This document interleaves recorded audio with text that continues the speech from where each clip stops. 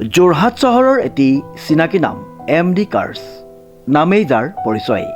আমাৰ ইউজ কাৰ ডিলাৰত 4চকীয়া 2চকীয়া বাহনৰ উপৰিও কমাৰ্চিয়েল আৰু প্ৰাইভেট বাহন উপলব্ধ উচিত মূল্যত। আমাৰ শ্ব'ৰুমত গাড়ী এক্সচেঞ্জৰ সুবিধাৰ লগতে ইঞ্চুৰেঞ্চ, পলিউশ্যন আদিৰো সুবিধা গ্ৰহণ কৰিব পাৰিব। নমস্কাৰ, মই যোৰহাটৰ MD কাৰ্ছৰ স্বত্বাধিকাৰ হয়। আমাৰ ইয়াত সকলোখিনি গাড়ী পাব, কমাৰ্চিয়েলৰ পৰা ধৰি প্ৰাইভেট ভেহিকুললৈকে পাব।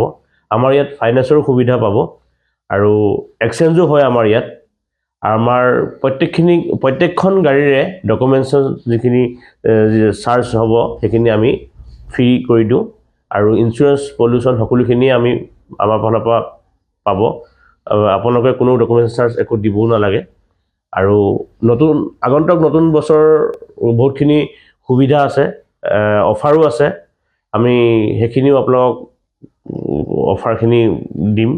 আৰু আমাৰ এড্ৰেছটো হৈ গ'ল যোৰহাটৰ সদৰ তিনিআলি নিয়েৰ টুকুলাই, MD কাৰ্ছ। Contact number 9101587204। আৰু এটা আমাৰ ডিলাৰ আছে গোলাঘাটৰ টাউনতে, MD কাৰ্ছ।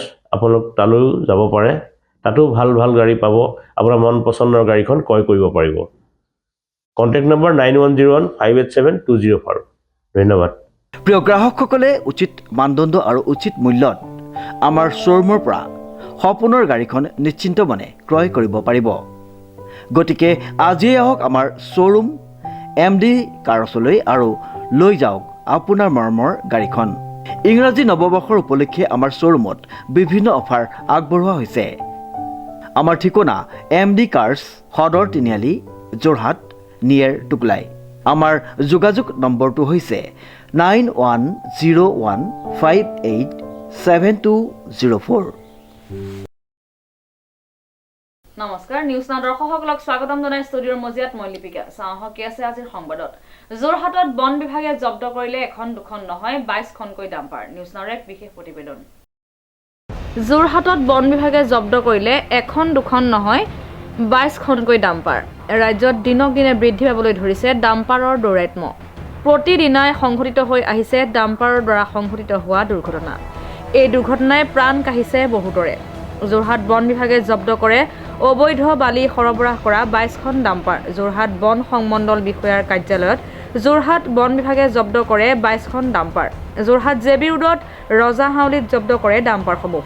আনহাতে অবৈধভাৱে বালি সৰবৰাহ কৰা এই ডাম্পাৰসমূহৰ কোনো চালান নাছিল, যাৰ বাবে যোৰহাট আঞ্চলিক বন বিভাগে জব্দ কৰে। উল্লেখ্য যে এইদৰেই যোৰহাটৰ বালিগাঁও, ৰজাহাউলি, এলেংমৰাকে আদি কৰি বহু ঠাইত অবৈধভাৱে বালি সৰবৰাহ কৰি আহিছে। আনহাতে এই সন্দৰ্ভত বন বিভাগৰ লোকে এই ডাম্পাৰসমূহৰ ওপৰত বিহিত ব্যৱস্থা গ্ৰহণ কৰিব বুলি জানিবলৈ দিয়ে। আচলতে গোটেই বিষয়টো কি মানে কিয় জব্দ কৰিছে আপোনালোকে?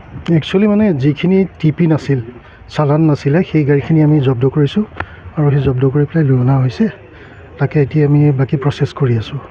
মানে বিগত সময়তো ডাম্পাৰৰ চালকৰ দৌৰাত্ম্যত ইতিমধ্যে কেইবাটাও প্ৰাণহানি হৈছে, ঠিক আছে। পৰৱৰ্তী সময়ত আপোনালোকে এইটো সিদ্ধান্ত গ্ৰহণ কৰিলে। এতিয়া আপোনালোকে গাড়ীখিনিত কি পাইছে? যিখিনিৰ চালান নাই সেইখিনিক আমি অফেন্স কৰিম, লিগেল মতে অফেন্স কৰি আমি তেওঁলোকৰ ৰয়েলটি হেৰি কৰিম। কিমানখন গাড়ী ধৰিছে আপোনালোকে? এতিয়া মানে আমি প্ৰচেছ কৰি আছোঁ। এতিয়ালৈকে আমি 22খন গাড়ী ধৰা হ'ল। এই 22খন গাড়ী আমি প্ৰচেছ কৰি আছোঁ। মাটি আৰু বালিবোৰ ক'ত দিবলৈ আনিছিলে, যিহেতু অবৈধভাৱে আনিছিলে, ক'ত ব্যৱহাৰ কৰিবলৈ আনিছিলে? একচুৱেল তেওঁলোকে কোৱা মতে হাইৱেৰ কাৰণে আনিছিল বুলি কৈছে, কিন্তু সেইটো কনফাৰ্ম নহয় যে তেওঁলোকে হাইৱেলৈকে আনিছে নে কেলৈ আনিছে। যিহেতু হাইৱেৰ পাৰ্মিট আছে, গতিকে প্ৰত্যেকখন চালানত পাৰ্মিট লৈ আহে। চ' সেইটো আমি এনকুৱাৰী কৰি আছোঁ আৰু পৰৱৰ্তী পৰ্যায়ত ৰাইজে ধৰিলে গম পাইছে, আগতে গম নাপায় আপোনালোকে?